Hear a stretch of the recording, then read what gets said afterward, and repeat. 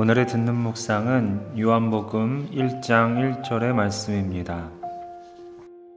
태초에 말씀이 계시니라. 이 말씀이 하나님과 함께 계셨으니 이 말씀은 곧 하나님이시니라. 아멘. 11월 한 달 동안 듣는 묵상을 통해 하나님의 말씀을 가까이 하는 성도님들에게 우리 주님의 평화가 함께하길 빕니다. 오늘은 11월의 첫날입니다.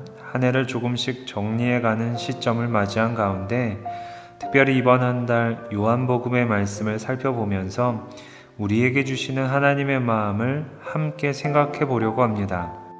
사복음서 가운데 마지막에 기록된 요한복음의 기록의 목적은 예수님께서 하나님의 아들 그리스도이심을 믿게 하고 또 그 이름을 힘입어 생명을 얻도록 하기 위함입니다.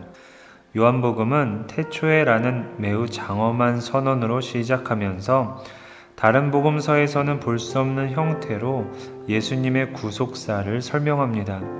시간적인 개념을 가진 엔 아르케라는 말을 사용하면서 예수님이 사역을 시작하시던 그 시점부터 그분의 신성을 강조하고 있습니다. 아르케의 가장 기본적인 의미는 처음 혹은 시작이라고 말할 수 있습니다.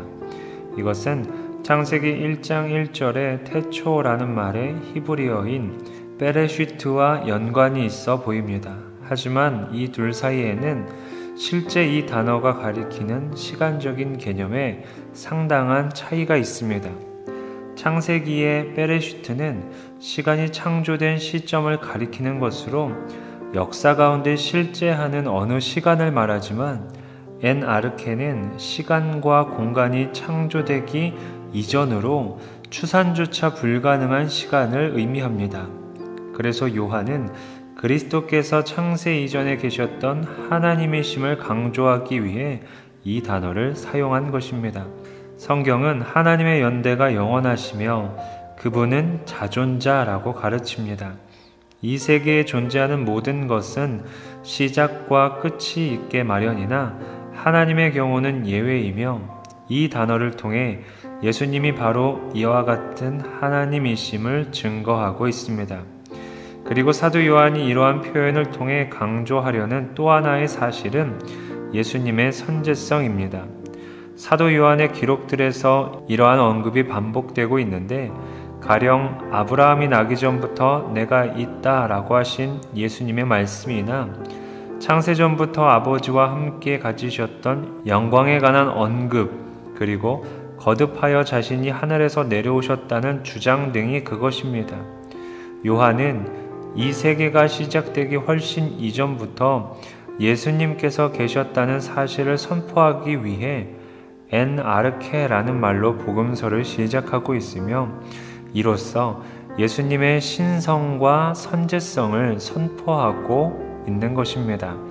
여기에 예수님이 하나님이라는 사실을 분명하게 전달하기 위한 방법으로 예수님을 말씀이란 이미지로 표현하고 있습니다.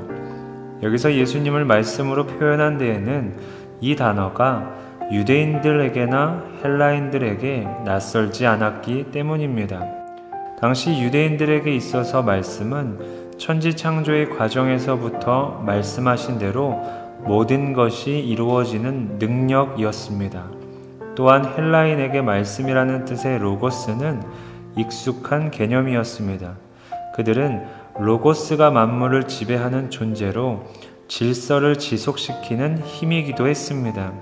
그래서 요한은 이런 의미를 담아 유대인과 헬라인에게 모두 이해하기 쉽도록 예수님의 존재를 전달하고 있습니다. 성도에게 기독교 신앙의 핵심인 삼위일체는 너무나 당연하고 자연스러운 것입니다. 하지만 예수님 당시 유대인과 헬라인은 예수님의 신성에 대해 의심하고 있었습니다.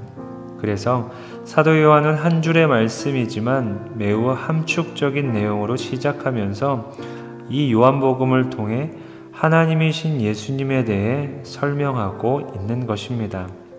성도 여러분, 사도 요한은 다른 이에게 이 사실을 알리기 위해 부단히 애를 썼습니다. 이 시대를 살아가는 우리는 먼저 자신을 돌아보며 삼위일체의 믿음을 온전히 고백하는지 생각해 보아야 합니다.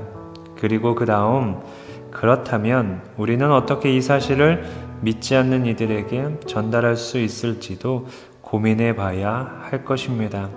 그래서 한 해를 마무리해가는 11월이 우리의 믿음을 점검하고 타인에게 잘 전달할 수 있는 시간으로 만들기를 바랍니다. 오늘 생각해 볼 질문입니다. 여러분은 삼위일체의 하나님을 믿으십니까?